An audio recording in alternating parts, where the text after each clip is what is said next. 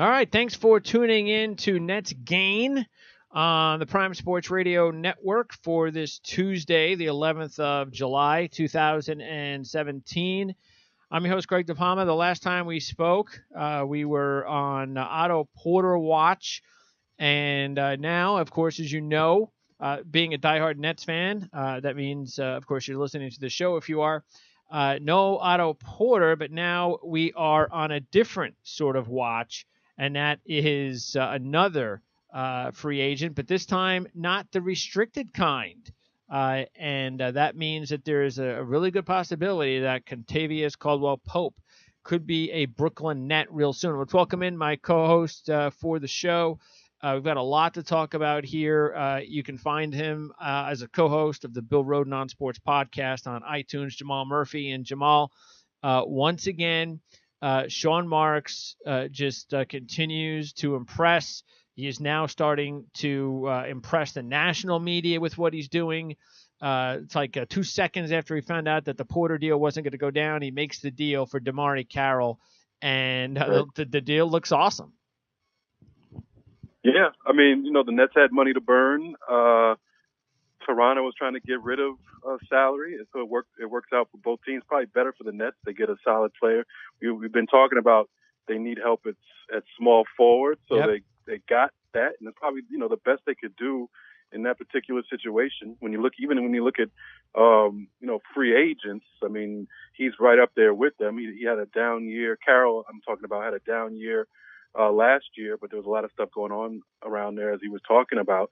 And in 2015, he averaged about 13.6 rebounds, shot high 40% from field goal range, from field goal percentage, and 40% from 3-point percentage from 3-point range.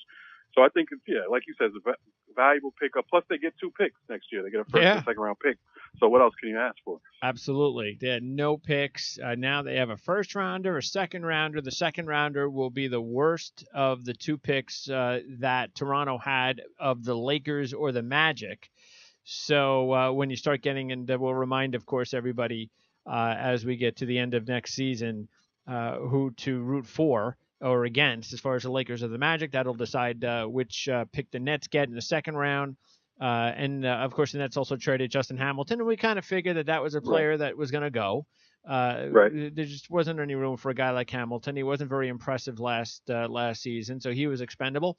And you take a look at the roster now, and there are really, if they decide to keep AC, which we're going to find out, I believe we find out by the 16th. So we got another few days by this time next week. And I got to believe Quincy Acee is going to be here. I'm going to be shocked if Quincy Acee is not here. So if Quincy Acee's here, and I think we now know that the other player, Archie Goodwin's going to be here, the way he's been playing at summer camp, that means that they have 15 they would have 15 players pretty much locked into their roster, which means if they do go after some more players, if they do go after and sign Pope, and we'll get to him in a second, somebody's got to go.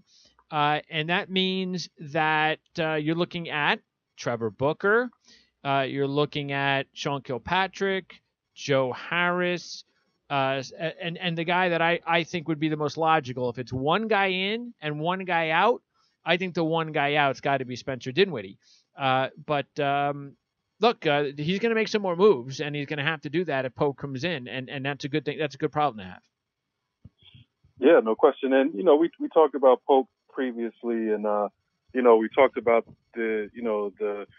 all the true guards they have and all that kind of stuff. But when it comes down to it, from the Nets' point of view, you just have to add assets, and you have to add good players no matter where they are, and let people fight for those spots and see who the best guy is, and that's the situation they're in. So I've kind of changed my mind on that. I think Pope would actually be a good idea to go after.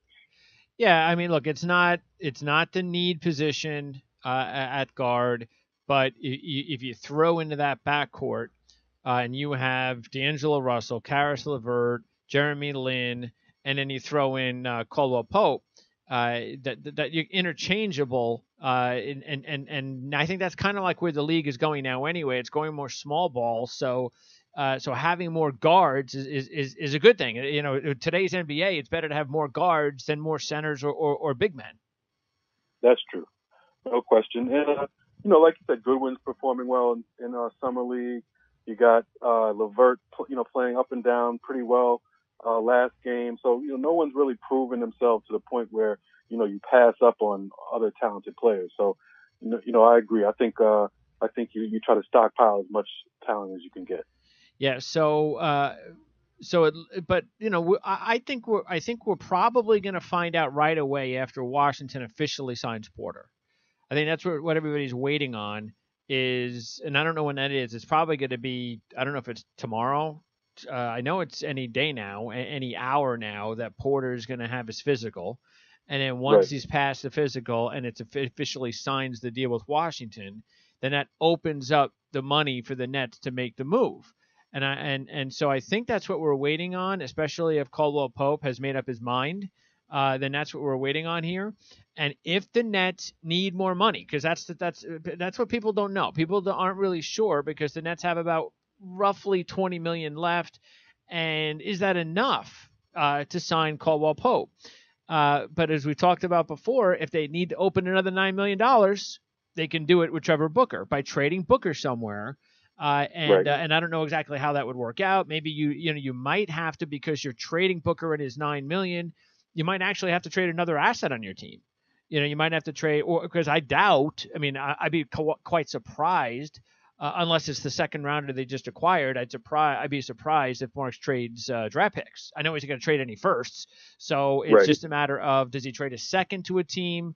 And I don't even know if that's enough, unless there's a team that really feels that they're trying to compete in the postseason, and they think Booker can be an asset that way, and he's just not a salary dump.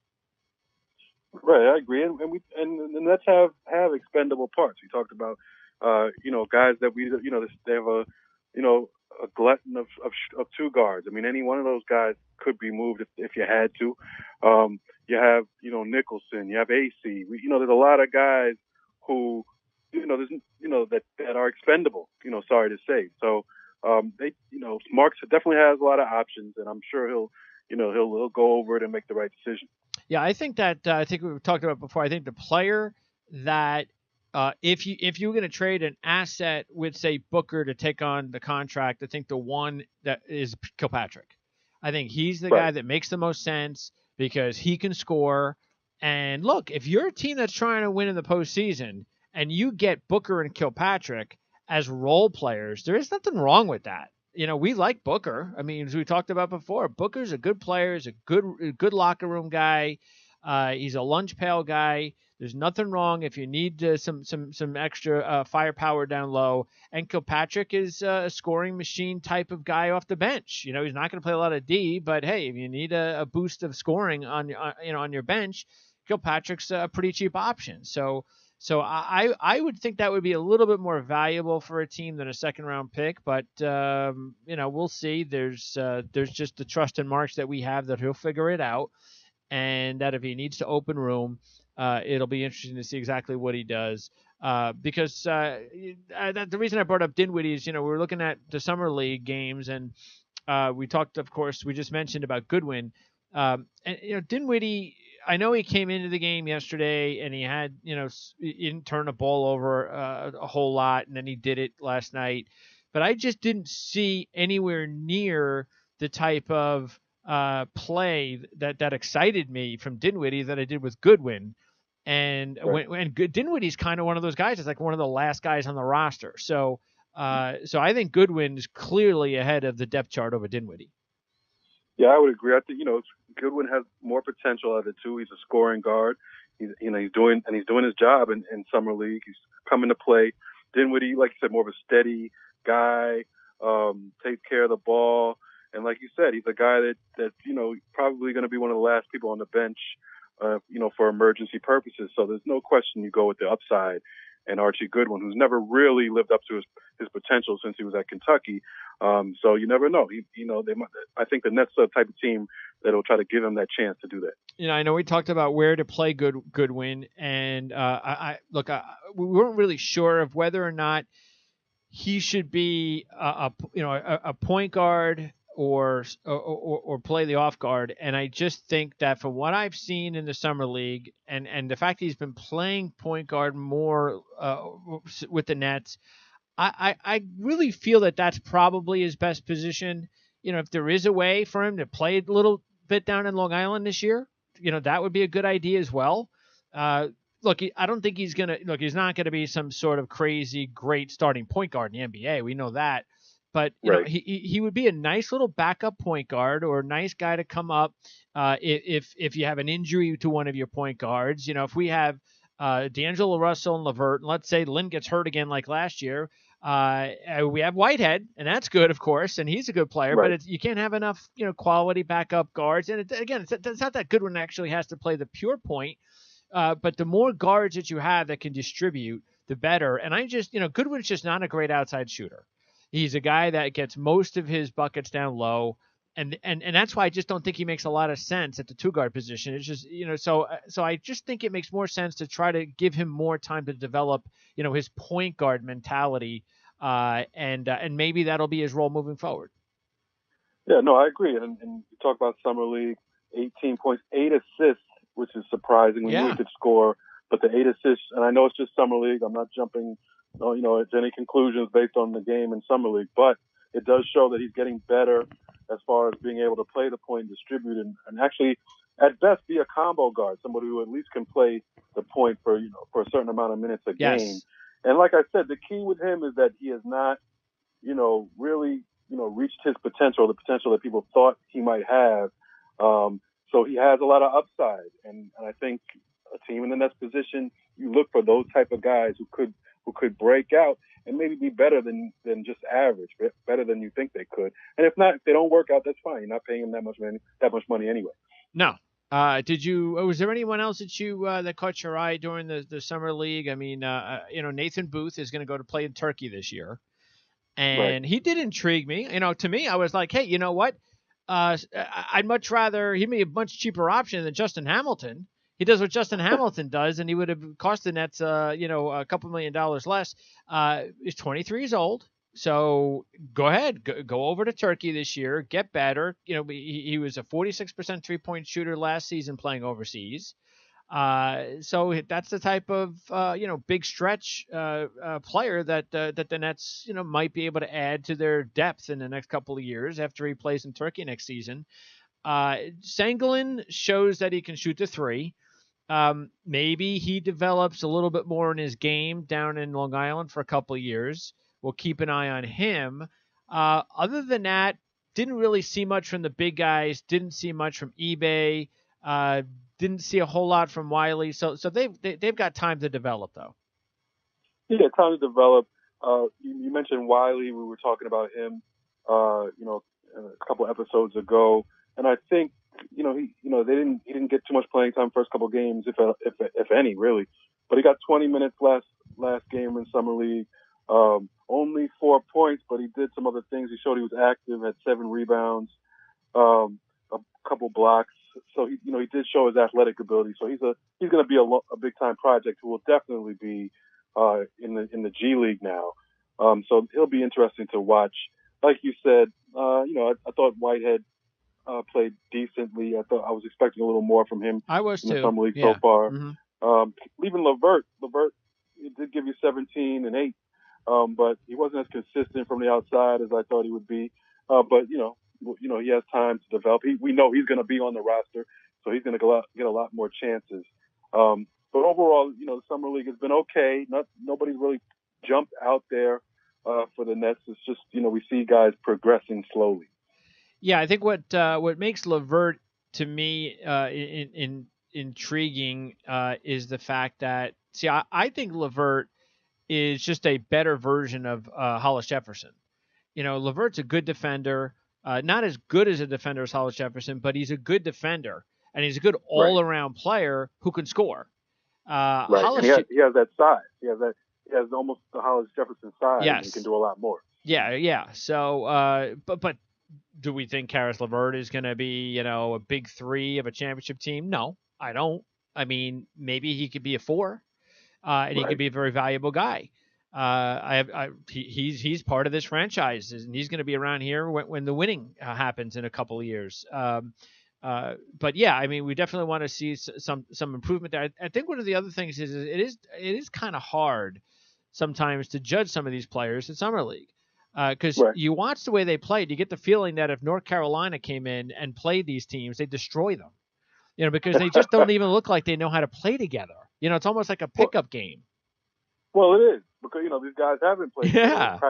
They practiced a couple times, Uh-huh. but they all are pros. I don't know if North Carolina comes in there and Well, they're blows them out, barely even though pros. That's the thing. they're, I mean, that's what I'm yeah, saying. They're barely pros. So right. I think I'd bet on North Carolina. Yeah, I don't know. I think I'm going to go with I'd go with these summer league teams over Carolina. Okay. It might be a good game though. Well, North Carolina would have killed New Orleans. That's for sure. That team was terrible. Oh my God. Probably. Yeah, that 56 points. Yeah. who in the world do they have on that team? They got some depth issues. I mean, we're a lot better off than some of the players they had on that team last night. I hear you. But so it'll be. But I do agree with you with Whitehead. I think I was expecting a little bit more because he kind of didn't really, to me, look like he took over as much as I would like to see him take over. But what I'm getting is a lot of these guys, and this is what we talked about last show.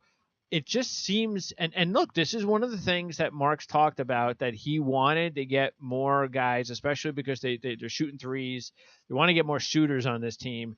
And that's just, I honestly think that's one of the last things this team still needs, is they need to get that player that's going to be one of their key players, one of their key superstars of the future, that is a very good shooter, very good outside shooter.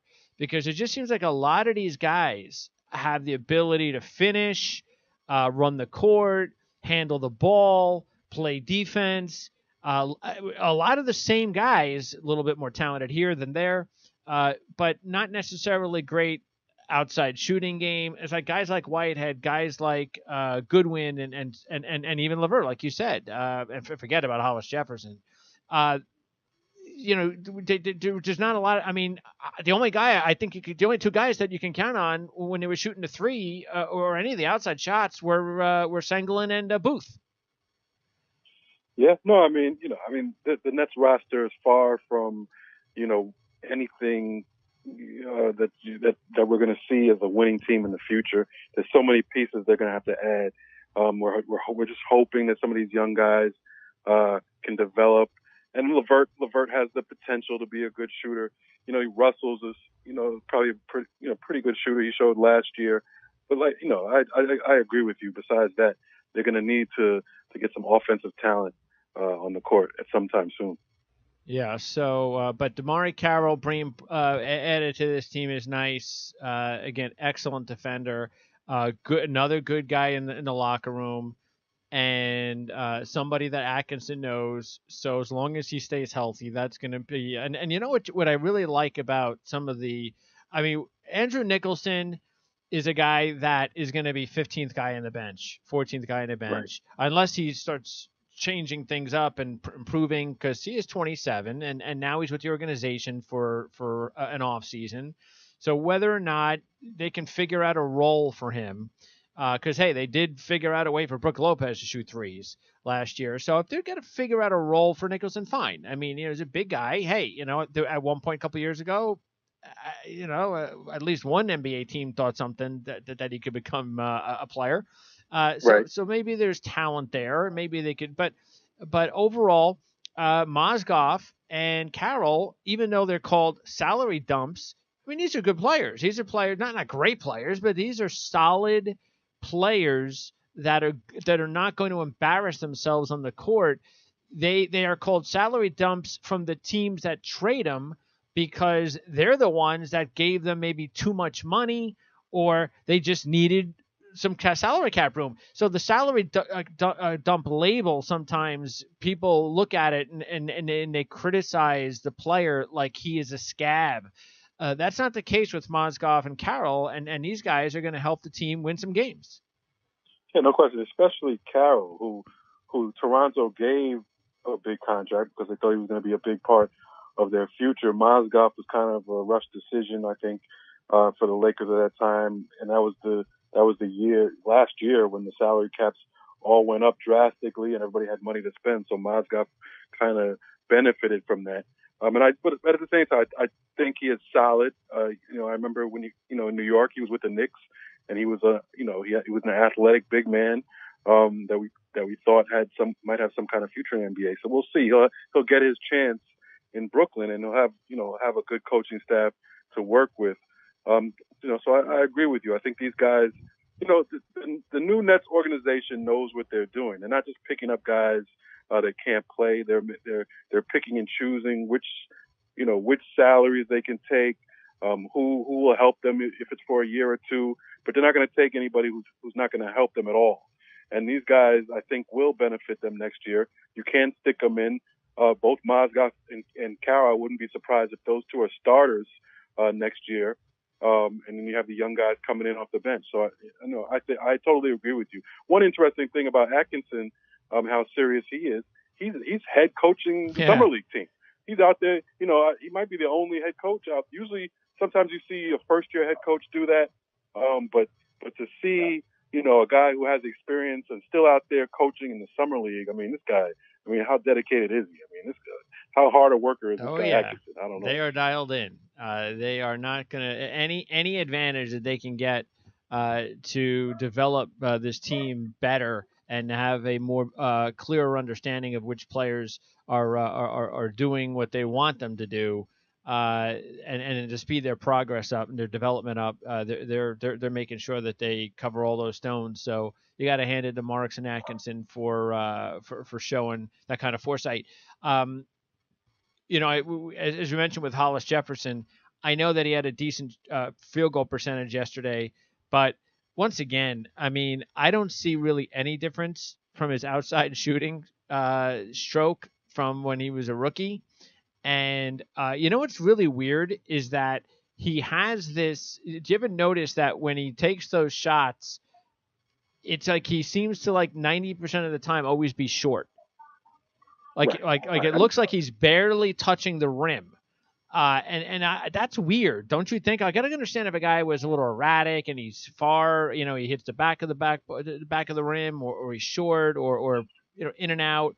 But he seems to always more than likely be short. You would think that if that's the case, then that should be a lot easier to figure out. But he just hasn't been able to figure that out yet. He's not an offensive player, period. He never has been. And he has one of the worst looking shots I've ever seen. He's a great guy in the locker room.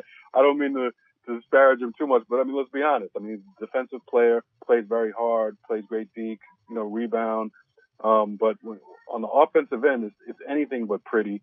And I don't know if there's a way to any kind of mechanics to change his shot. It's just not there. And that's that's a big reason I've never been a big fan of his, and don't really think he's a part of the Nets' future. I didn't even like the previous regime trading Plumlee for the rights to draft him. I didn't understand that at the time. So I've never been a big fan of his game, especially offensively. All right. Well, we will take a look now at what's available. Of course, if they go out and they sign Caldwell Pope, then that would pretty much take up the rest of their salary cap. If they're going to sign him to a bigger deal than what they have in the cap, as we mentioned, they could always make a move for Booker. So, but it really is interesting that Caldwell Pope has, because there was no indication that Detroit wasn't going to.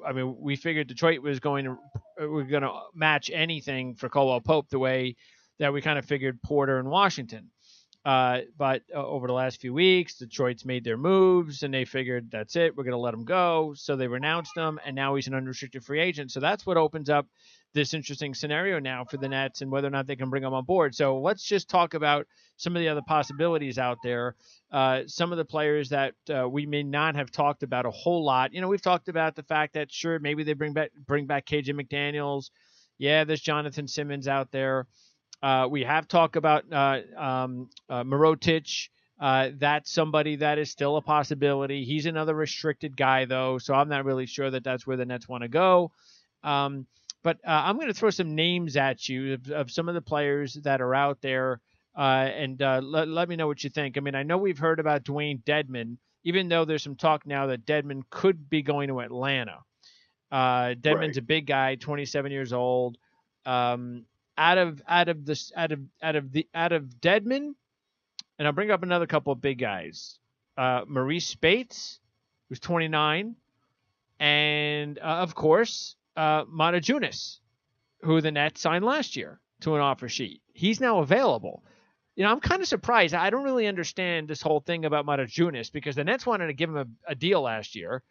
He's now available, and you hear nothing about it. It's like, what was that about then? What the heck they want to sign the guy for? Now he's available, and now we don't hear nothing about the Nets having an interest in him. Yeah, no, I agree with you. I mean, unless they think that they can get him on the cheap at the very end of free agency, you never know. I'm not really big on any of those guys. There's one guy, kind of a big man power forward, who I think is interesting. That's JaMychal Green. I think he was with Memphis. Another restricted free agent guy. Yep. Another restricted free agent who I don't think Memphis is going to match, at least from what I'm hearing. I like his game.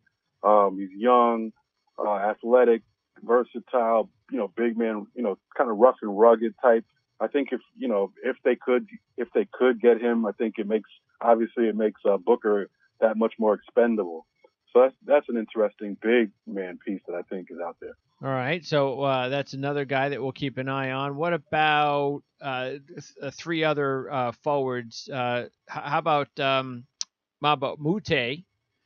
And then, of course, Derek Williams, who went to Cleveland last year, late in the season, and actually, was productive to a point for a role guy. And how about James Michael McAdoo, who's only 24 years old and was with the Golden State Warriors, championship team. Maybe they just didn't have a role for him. Gave him some minutes.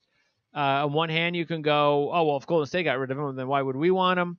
But then you could look at it, Golden State's trying to win a championship. They don't have room for him. Yeah, right. That's another level. I actually think he's an interesting guy. I think, like you said, he's only 24.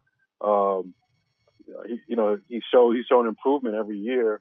He has a mechanical type offensive game, but obviously, like you said, he was on Golden State. They thought enough of him. He even got some minutes in a couple finals games, I think. So I think, and I'm sure he's not that expensive. So I think that'd be a interesting look, that Sean Marks might be interested in. Besides that, there's also Terrence Jones, who's out there. He's still pretty young. He'd be an interesting person. I know that he's kind of considered a stretch four, but his shot isn't that consistent. But he is an athlete. He does fill up the stat sheet when he's in the right situation. So that's another interesting person right there. All right. So there's so many players that are still available, and we're not even mentioning trade possibilities. So you never know. There's so many things out there that could happen. But you get the feeling that we're probably going to do one more show. You get the feeling that by this time next week, we'll probably the net salary cap situation will probably be decided or not. I know there's a possibility that if they don't get Caldwell Pope, that all right, maybe they use up a few million here and a few million there, but then they could always just keep a significant amount of that money for next season. So that and I don't know. I kind of get the feeling that we would know that by next week. Right. I know Marks could say, "Oh well, we're gonna look," but I just I kind of get the feeling that if he says that, like, yeah, well, we're not, like if he signs a couple of players, cheap players, and he just kind of says, "Oh, we're always looking," that's probably a sign that okay, they're not really gonna do anything unless something just falls in their lap. So I think we know by next week exactly what their roster is pretty much going to look like for next season. Yeah, I think at least in the next couple of weeks. I don't think they leave any money on the table. I don't think that would make any sense. If anything, give guys a 1 year, 2 year contract to where it's easy to get out of it when you need to. But they have about 15 to 18 million in cap room right now. And like you said, if they do anything with Booker, who's making $9 million, that opens up even more room. So they have some movement. We've talked about guys who are available. There are guys out there who can help. Think about this. I was thinking about just for fun maybe, and hopefully probably, but think about some of the guards that are still out there. What about D Rose? Imagine, can you imagine bringing Derrick Rose in the mix, or Ty Lawson or something like that? Who knows? Well, Derrick Rose, Ty Lawson, I think would be, to me, he'd be too old, and he's probably more of a true, I don't know. If you're going to get a guy like that, you do go after Rose. I would agree with that. Yeah. I mean, that would be crazy, though. That would be crazy. And I'm not saying it's going to happen. I'm just saying. Sure. But it's funny that these guys are still out there. Sure. Derrick Rose is still out there. He did have a pretty good season last year. Obviously he gets hurt all the time. And he would just, be kind of, the reason I don't think the Nets will do it, because they're a smart organization. He could be a disruption. So that's probably why it doesn't happen. But, there are guys out here. You mentioned Mirotic before. There's talk that the Bulls are going to match whatever someone offers, and it's not going to be much. People aren't going to offer that much for him anyway. Yeah, that's true. Jonathan Simmons is still a restricted free agent also. So there are a few guys out there, but I think the Nets are they're going to use that money. There's no reason not to. I think they want to win a few more games than they won last year at the very least. So, like you said, I think we'll know more in the next 2 weeks for sure. Yeah, I think so. When we're looking at their roster, like we know Mozgov and Allen are definitely going to be on the roster. So you got true centers. You you're going to have Hollis Jefferson and Nicholson at maybe the 4. So right there, that's 4 players that we don't know what they're going to do with Booker yet. So I'm not going to say he's a definite. You have LeVert, you have Carroll. Those are 6 players. You have Russell. That's 7. You're going to have Goodwin. That's 8. You're going to have Lynn and Whitehood. That's 9. That's 10.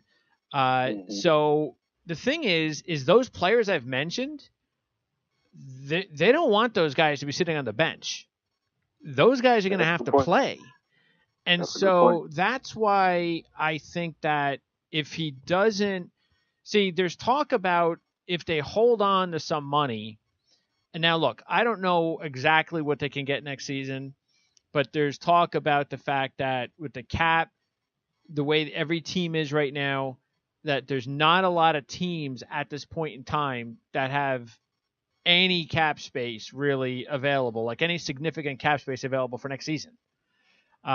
So if that's the case, if the Nets don't get Caldwell Pope and they sit there with $15 million in cap space, do they automatically become the one team, one of 2 or 3 teams in the entire league that, especially with Booker coming off the books, then it becomes, say, $24 million and so forth and so on. I mean, do they then all of a sudden become one of the teams with the most cap space available to basically do what they want that nobody else can do?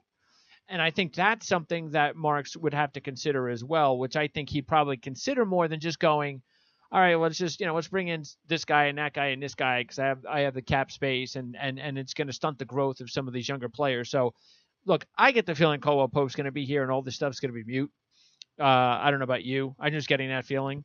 But I think that's something that we'll have to keep an eye on. And then also, who does he get rid of? Because as we said, if he is going to bring in a player or 2, a couple of players got to go.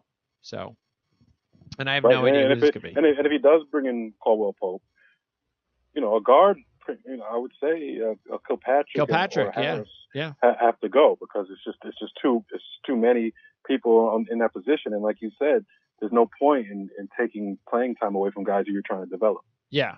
And I don't know. I mean, between Kilpatrick and Harris, because they're both not good defenders, I think Kilpatrick is a streaky scorer, but Harris is the better outside shooter. So, and that's something Nets don't really have. So I would actually think and I think Kilpatrick would be more of a player that other teams would want more than Harris. So, so I think Kilpatrick would be the guy that the Nets. I've said it all along. I think if the Nets are going to trade somebody and clear up some room, I think Kilpatrick's the guy. All right, so still a long way to go though here, and let's also remind everybody that Nicolo Melli is still out there too. So of course, yeah, of course. and everybody else over in Europe that if the Nets, but Melly is the one guy that does make the most sense if they still wanted to bring someone over, and then probably somebody that wouldn't cost them a whole lot either. Okay, so that's from the Nets' point of view. Now, speaking of the Nets, one of the guys that we thought early on could be a Net, Teodosic, wound up. Initially, we thought, okay, maybe he'd be a really good fit with the Nets at point guard, and because this was one of the players the Nets went over and visited, and then when it didn't, then with the Russell deal, that was all off, and then we kind of thought that we also heard that Teodosic was going to stay there. Well, apparently that's not the case. Well, that's not the case because he decided to sign with the Clippers. So, what did you think about? What do you think about that move? Considering what the, what the Clippers have lost, of course, with Paul. So that's a decent, decent veteran guy that's got. He's like it's not Chris Paul. But right. You're trying to win, and we've already talked about him last week that they've added Gallinari. We knew they were close to doing that. So and they did re-sign Blake Griffin. So if they added adding that a guy like that's not a bad idea. No, yeah, they're excited. I think he's known as a great passer, has size.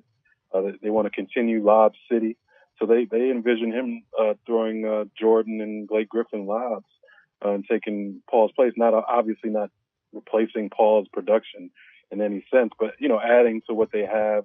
Austin Rivers, Beverly's going to be the defensive guard.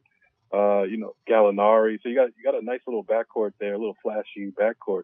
So and I think it's a perfect fit for him being in LA because he is he's a flashy passer type of player. It'll be interesting. I think that's a good pickup. And they also have Jawan Evans and Sindarius Thornwell.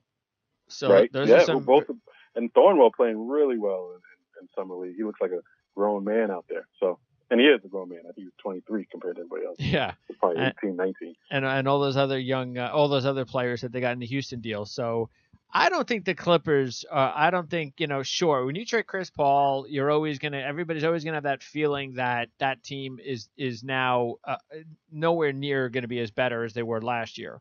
And because they have underachieved for the last few years, I got to tell you, I'm not so sure that's going to happen. Who knows? I mean, this is, if Paul wasn't on this team last year or the last few years, and we just took a look at the Clippers roster today, and we didn't analyze it and compare it to last year, I think we would look at this roster with this coach and we'd say, you know what? This is not a bad basketball team. This is a pretty decent team. Yeah, and you're right. That's an interesting situation because they have underachieved, so much the last couple of years that if they play, pretty well this year, everybody's gonna give them credit, gonna give Doc Rivers credit. They will, they didn't even win a first round game in the playoffs. So if they could go and do the same thing next year without Paul, and what's the difference really? Yeah. So no, I agree with you. So we'll see. I think the Clippers. I think a lot of people on the Clippers have a lot to prove. Who doesn't really on that team? Almost everybody on the team has a lot to prove, including Doc Rivers. So they should be highly motivated. But it's the West, so you could be all motivated all you want. You still got to play, some monster teams. And Oklahoma City, when you're a fan, sure, you're very excited about the Paul George move, and you're like, hey, this is maybe we're gonna have a really fun year next year. And I heard some of the analysts on TV, oh yeah, but hey, I don't think Russell Westbrook's going to be at Oklahoma City much longer. That George will be gone, Westbrook will be gone, he can't stay there. And then all of a sudden, a few days later, lo and behold, this is why I preach all the time on all of my shows. Especially, I hammer it away on the Jet Show all the time because of the New York media. Is you don't listen to the media about certain players until the player or the coach speaks. When the player or the coach speaks, that's when I'm going to make my decision. And what did Paul George say? First time we heard Paul George talk since the deal, sure, I'd like to go to L.A. That's where I'm from, but hey, don't get carried away. It's not like that's where I'm going to go. I mean, I don't know I'm going to go there. If I enjoy my stay in Oklahoma City next year and we win and it looks like we got something going on here, I might stay here. So I think that's got to. I mean, if you're a fan at OKC and you hear Paul George say that you got to feel so relieved that that's actually a possibility. No question. And all that talk about that Westbrook's going to leave, he's not going to stay there. They were saying, people in the media were saying that 2 years ago, a year ago, when Durant That's left, right. oh, no way he stays. Well, Yeah. right away he re-ups for 4 or 5 years. So, and he'll probably re-up again and probably do the same thing that Harden's doing, make a ton of money. Why not? He's happy there. He's never been happy in his life. He's the reigning MVP of the league, and like you said, George is there. Reportedly, George was talked to Durant, convinced him that OKC is not such a bad place, and there are reports out there that Durant might have told him that to keep him away from Cleveland. So that's pretty funny. But, yeah, well, no, but Oklahoma City is not a bad place. That's just all talk. I'm just joking. I'm half joking with that. No, yeah, sure. No, Oklahoma City is not Utah. Yeah. Oklahoma City is Utah. If you're looking for like the really, I mean, it's probably the next biggest city in that Midwest part of the country to Dallas. I mean, that's how big Oklahoma City is. I mean, that is a booming city. So, so it's not some little small pokey town with all rednecks. I mean, it's a nice place to live. It's sort of like when it's like when people go to Charlotte now. Charlotte compared to what it was 5 or 10 years ago. But Oklahoma City is actually even bigger. Because again, it is just more of a really booming place to be. And I think when you do go there, you realize that you go, hey, this is, like I said, it's like, I don't think you don't really see much of a difference between, say, Dallas or Oklahoma City. Right. That's a good point. And the other thing, remember we talked about, is what they needed to do was to add more veterans. And that's what they've done. They re-signed Roberson. They bring in Raymond Felton, and they bring in Patrick Patterson. So those were the deals that we were waiting for them to make, because we knew they couldn't get any other blockbuster deals, that they were going to have to add some real key role guys, and they've done that. Yeah, and then, we talked about this a little bit last week, but, I had said that Paul George, kind of a poor man's Kevin Durant, which is probably true. But when they had Durant, they were basically a contender. I mean, they lost to Golden State they lost a 3-1 lead to Golden State. They had a great opportunity to get to the finals. So you bring Paul George. So at the very least, they're a contender. Outside, anything can happen with injuries to Golden State. So they're at the very least a contender now. And like you said, they solidified the rest of the team. They made some additions. They kept people they needed to keep. They still have Steven Adams, down low. Westbrook is Westbrook. So if Paul George comes in there and has, a very good season, that's a formidable team. Oh, absolutely. They are light years ahead of what they were last year. So it's been a really good offseason for them. And then again, hearing that Paul George may actually stay there, that's got to be huge. Also, we mentioned Derrick Rose, so he's a free agent. He's one of the big free agents that's still available, and more talk now. It does seem, you're in New York. From what we're hearing, it sounds like Carmelo is ready to leave. It sounds like he wants to go to Houston. So is that pretty much a done deal, and we just have to wait for the Knicks in Houston to figure out how to get it done? That's the way it sounds. And then, like you said, earlier this year, during the season, Melo was standing strong when Phil Jackson was there. He wasn't going to leave. He wasn't going to renounce his no trade clause. But now the rumors you're hearing from everywhere pretty much is that he's willing to do it, wants to go to Houston or Cleveland. And Houston is the team that seems, most ready to go out there and try to do what they can to get him. So I think those two teams will make it work. The Knicks, I don't know. They're deciding right now that they want to go young, and that's fine. I don't know about the individual decisions they're making and the young guys that they're picking. I don't know about all that, but obviously they're going in a different direction with Steve Mills taking over as the GM and president, and they want to turn over the team, and they're going to try to as hard as they can to get Melo out of there. And I think right now he's agreeable to it. He doesn't want to, be in any rebuilding situation now at his age anyway.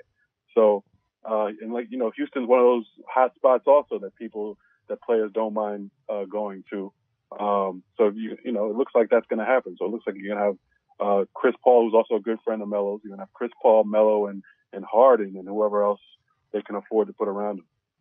Yeah, knowing the Knicks, the compensation that they'll probably get back will be George DePaula, Isaiah Hartenstein, and Zoo Q.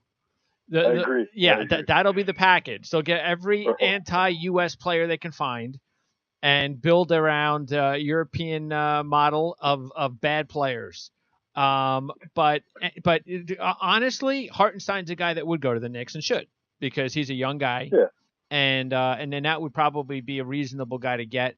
And what do you think about Eric Gordon? Do you think he's a guy that makes any sense? Because I don't know. I mean, you're probably only going to give up one first rounder, and then you're going to give up a couple of players, right? Right. If the Knicks, the Knicks will be doing a great job if they can get a first rounder out of the deal. It obviously wouldn't be a great first round pick. Why? Is it because of his contract? Right, because of his contract, and everybody knows that you're trying to get rid of him. You don't have much leverage, but you have, and the fact that you have to match salary. Yeah. So who is that? Who comes over then? Is it Gordon? Is it Ryan Anderson? Who probably comes over then? Yeah, from what I've heard, it's most likely Gordon and Ariza. And Ariza, okay. Yeah, and Ariza Anderson. So I think they'd be lucky to get a pick, but Houston would probably be willing to throw in a pick because, like I said, it'd be probably a late first round pick, if anything. But yeah, I think that happens. Those aren't bad players, by the way. Those aren't bad players. I like Eric Gordon a lot. He seems to have gotten over his injury issues, and he's definitely a big time scorer.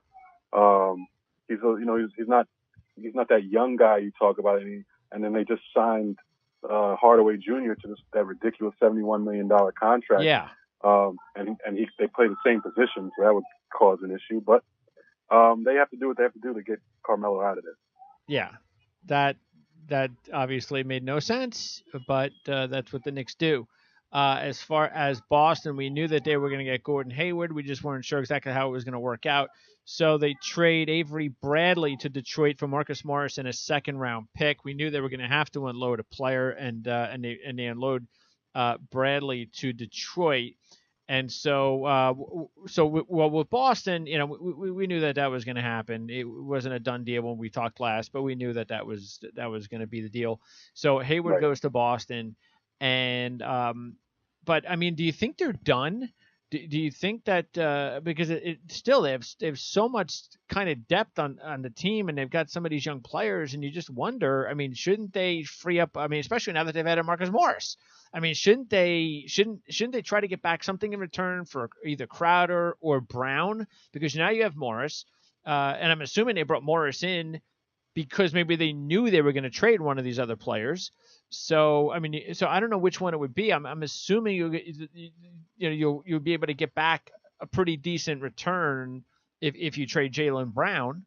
Right. But I don't know. I mean, have you heard any rumors about what's possibly going to be next for Boston? No, I mean, I'm hearing that they want to keep Crowder because he is the best contract, for the, as far as the talent you get for the contract, Crowder is the best value there. So they want to hold on to that. I think they're shopping Marcus Smart. I haven't heard them shopping Brown, but to me, that's a no-brainer. I've been disappointed from what I've seen of Brown, even in the summer league. And I think when you have Tatum and Brown playing the same position, there's no question who the better player is and who the future is. I think you hold on to Tatum. And plus they still have first round picks galore coming up, next year. So I don't know why they feel like they have to hold on to Brown. But they definitely have the pieces to make a move. I'm just not sure who is out there for them. Who's available from other teams. Yeah, they should. Sure. I mean, don't you think?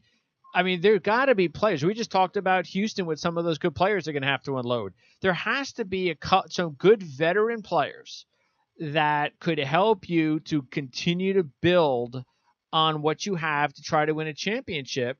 And when you have all these young guys, I mean, how many young guys and all these draft picks can you use when you're trying to win a championship in the next 2 or 3 years, or you're trying to develop a championship team? I mean, these young guys are going to take a long time to develop.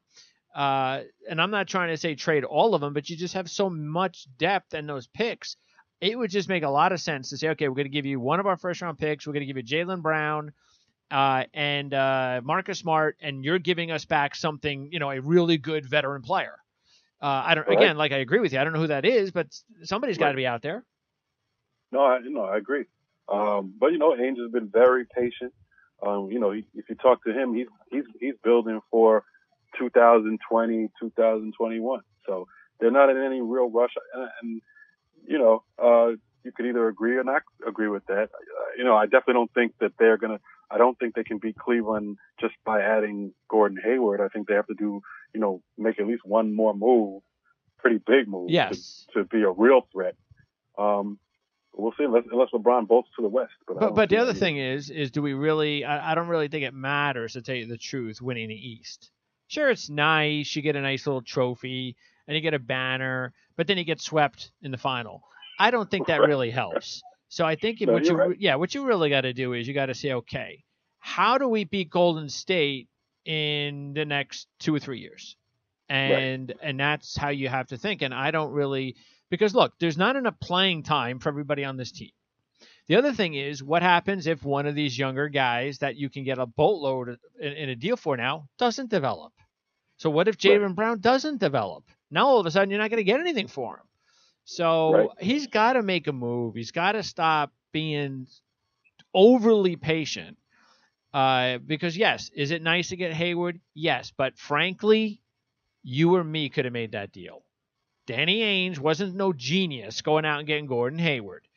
I mean, Gordon Hayward came to Boston for many reasons and had nothing to do with Danny Ainge.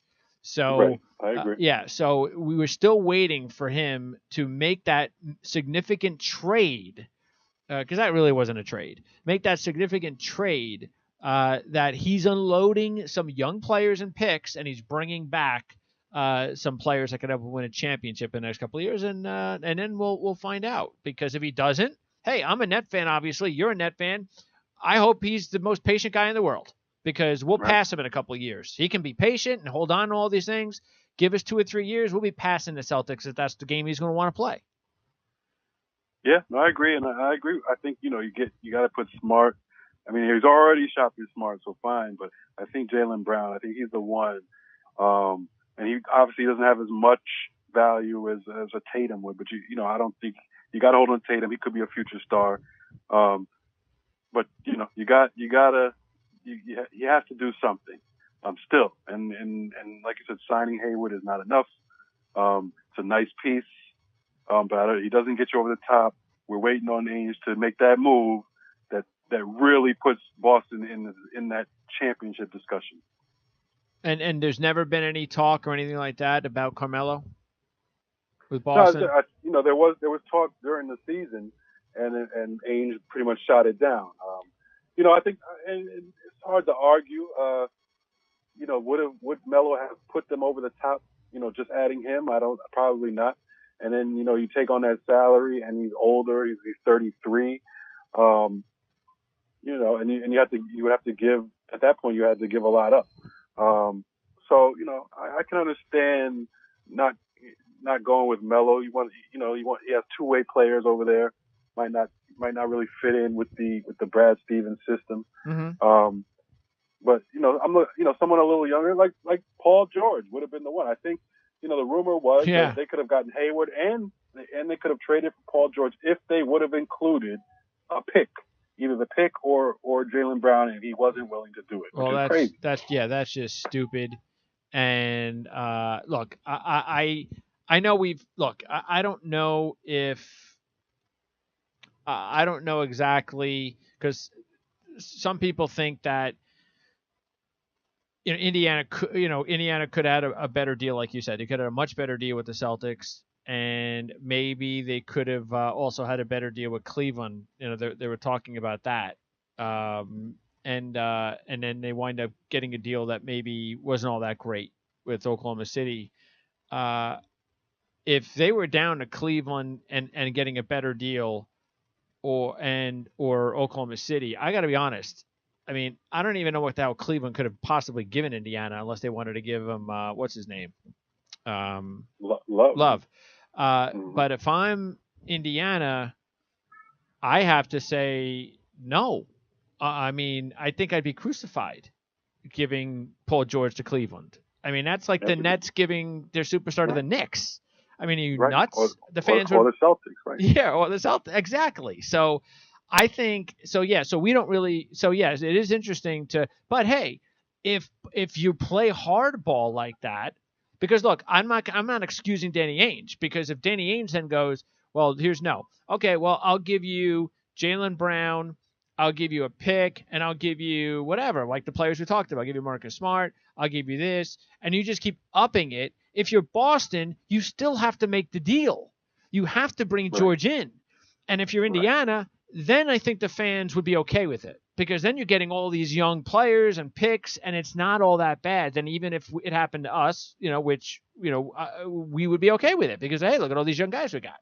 That's like if D'Angelo Russell was on the Knicks and we got D'Angelo Russell from the Knicks and we traded a really superstar to the Knicks, we'd be okay with it because we got D'Angelo Russell. I don't care what they're doing. At least we got some players, we got some picks, we're rebuilding. Screw them. So I think once again, I think Indiana. I don't think we should blame Indiana. I think all the blame should go to Boston. Yeah, I don't understand how, if you could have possibly put Jaylen Brown on the table, or if it even took next year's first round pick, which was the Nets pick. Why not? Why not take a chance? Because you keep adding these young guys, you just prolonging how long it's going to take you. Silly. To be a contender. So, it's like Major League Baseball general managers that hold on to like 50 prospects in their organization and never trade them. It's like, that's what your prospects are for. They're for trading. They can't all fit on a lineup.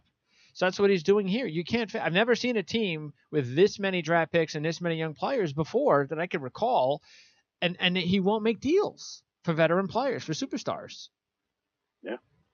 So, I mean, he gets a pass obviously because he's Danny Ainge. And it's Boston, and they love him.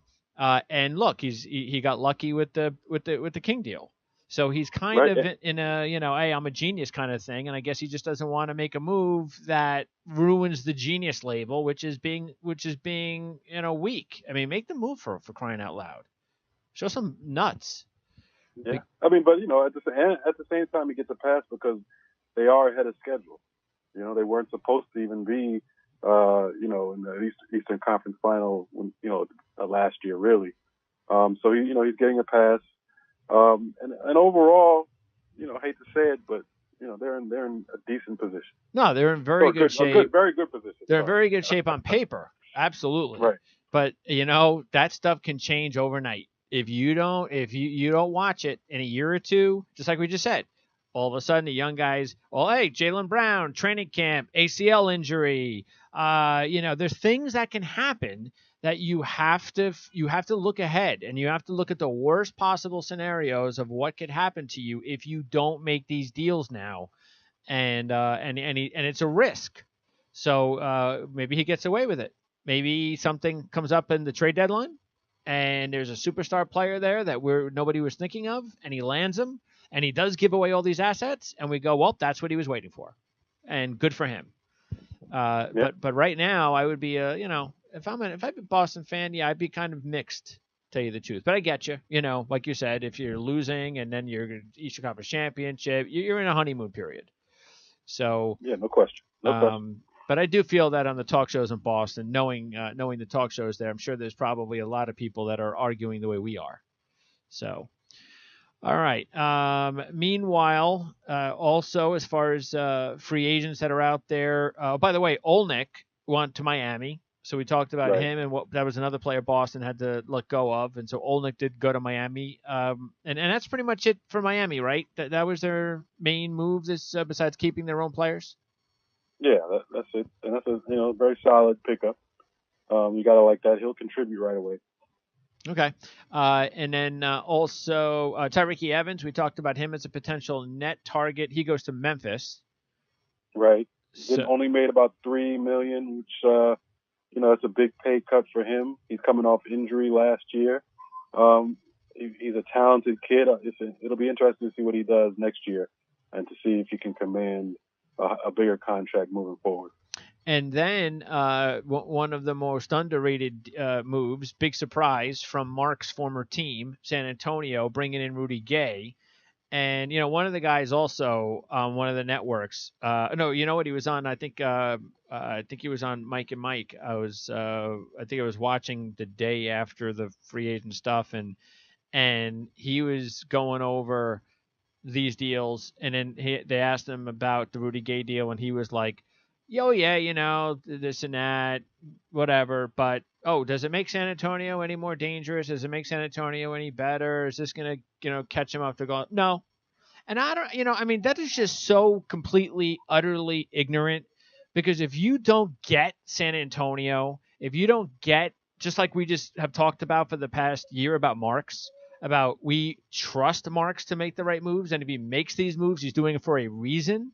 That's the same thing you're thinking in San Antonio when you get Rudy Gay. You're thinking, you know what? This guy can score, and we add him to this team, and we actually have a healthy team in the postseason next year with Kawhi Leonard, when we should have won game one against Golden State, and we add Rudy Gay and a healthy maybe Tony Parker, even though we have no idea what's going on with him. But the point is, I would be like, if obviously you're San Antonio, you're very happy about the move, but to sit there and just make it seem like, there's no better than having, he's not going to be a difference maker. Nice move, but that's not going to do anything for Golden State. I mean, I'm sorry, but that's, to me, that's not showing the respect he should be showing to that San Antonio organization, that they know what they're doing. Yeah, no, I agree. I think you don't question what San Antonio does. You just assume that it's a great move at this point. Okay, and when you look at Rudy Gay, it is, they got him cheap. Yes, he is coming exactly. He is coming off an Achilles injury, but they end up getting him cheap. If he plays well, he kind of reminds me of a similar move that San Antonio made a few years back. Remember, they had Steven Jackson. Sure. Later in his Good career. Comparison. But Gray probably has more left in the tank than even Steven Jackson did then. So, because it sounds like it's a weird fit and all. Gay's never been on a winning team, but he is now. And, it's another offensive weapon that they have. And as long as he comes back from the injury, you got to look at that as a pretty impressive pickup. By the way, what does San Antonio do with their front line right now?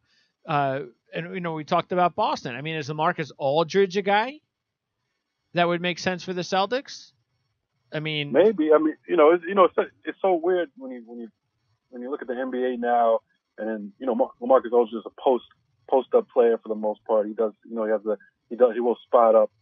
Has the jump, the 18-foot jump shot. So does that fit in with what you want to do? They have Horford, who's already basically a low post player. So would he fit in with that? Or maybe you swap him? I don't know. But Aldridge didn't, he hasn't played well in San Antonio. No. So his stock, has to have dropped. And what are you willing to give up to get him? So that's interesting. But there are rumors out there that they were trying to move Aldridge. It hasn't happened yet. We'll see if there are takers. Maybe he goes back to Portland. Hey, sometimes that's actually good for a player to go back to where he had success.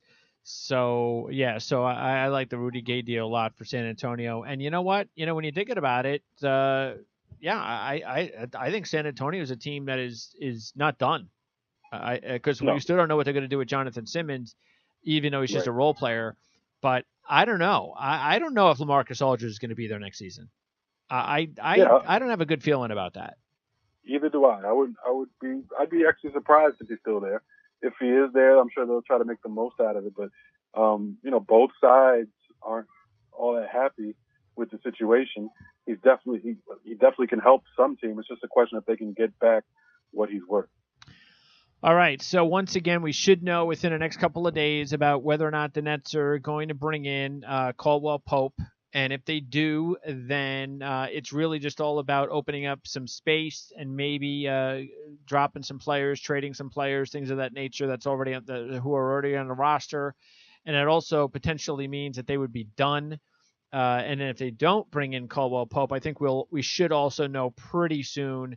And then We'll find out probably within a week or two at the most whether or not Marks is going to use up any of that cap space for any of the players that we've talked about, or will he hold on to that money for the trade deadline, things, or maybe even next off season to see if maybe they have the most cap space and they're ahead of the game against the rest of the league. So there's a lot of options. In Marks we trust, and we will find out exactly what he does, and we'll talk about it at some point in the next week or two, and as soon as we hear something. So that's when we'll have another show. And again, more than likely, once we find out all the specifics and the cap space is potentially gone, then that'll be it up until training camp. The summer league continues for the Nets. When do they start their little tournament? Is that tomorrow? Do you know? For the summer league, yeah, tomorrow. I think tonight's games are the last games before they're seeded, and then they have a little kind of NCAA tournament type of deal, single game elimination. All right, so we'll pay attention to that and see if any of the other players, see how they perform, and we'll talk about that again, obviously, the next time we talk in the next week or so. So anyway, what's going on with your iTunes show? Do you have any? Do you know who's going to be on your next show? Not at the moment. We're taking a couple week break for the summer, but we'll have something good in the next couple of weeks. So you'll be back in a couple of weeks. Okay. Yep. All righty. So there you go. For Jamal Murphy, you can catch him on his Twitter handle at Blackatologist. And don't forget, we'll be back and we will tweet out when the show is going to be available. You can also check out our homepage. We have our weekly schedule comes out every Monday. Or again, if Caldwell Pope is signed and there is some sort of immediate news, we will tweet it out and post it out on our schedule page so you can check that out and know when our show is available. Or if you listen on demand, then, of course, we will let you know and tweet out when the on-demand broadcast is available. You can also check us out on iTunes here at Prime Sports Network, and that's all of our shows are automatically downloaded to that page. So for Jamal Murphy, I'm Greg DePalma. Thanks for tuning in to Nets Gain on the Prime Sports Radio Network, and we'll see you next time. All right. All right. All right. All right. All right. All right. All right.